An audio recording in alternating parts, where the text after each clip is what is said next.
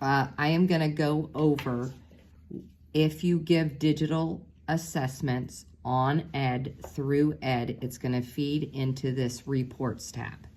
Once you get on this reports tab, the first thing that you'll see is this assessment report. So this assessment report has broken down your students. You have all of your assessments here, and when I scroll down, it lists my students, tells my students what they scored on that assessment, and then here I can see a report.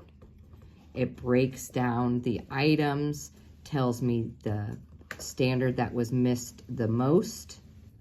It will even recommend groups. In this particular class, I don't have a lot of data, but on this particular assessment, if I had all of my students take it, it would recommend groups for this particular assessment.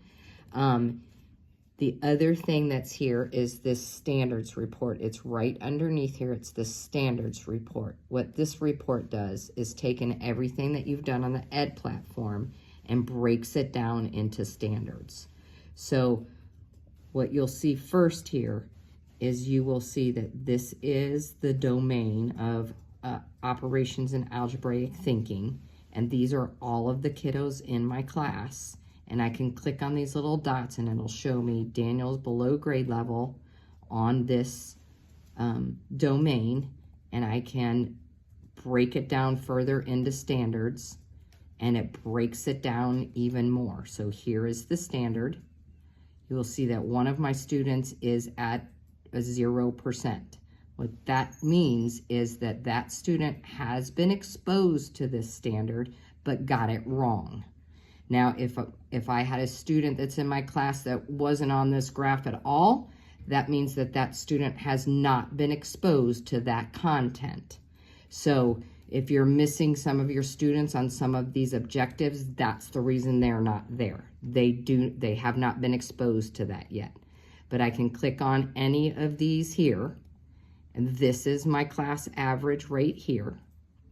I can then pick a student in my class, and you'll see Daniel showed up here. That was the student I picked. Here is his compared to the rest of the students. And then I can even go to this parent view right here, and that's gonna take everybody else off the graph, and it's just gonna be Daniel.